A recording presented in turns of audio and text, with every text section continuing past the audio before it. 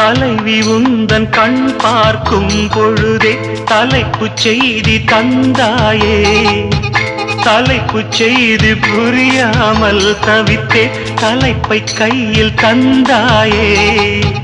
உறங்கும் போதும் உந்தன் பேரை சொல்லி பார்க்கிறேன். உன்னை கண்டு பேசும் போதோ உச்சி வேர்க்கிறேன். இந்த சுந்தர வார்த்தைகள் தந்தது யாரடி உன்னை கேட்கிறேன். உன்னை தொட்ட தென்றல் இன்று என்னை தொட்டு சொன்னதொரு செய்தி. உள்ளுக்குள்ளே ஆசை வைத்து தள்ளி தள்ளி போவதென்ன நீதி.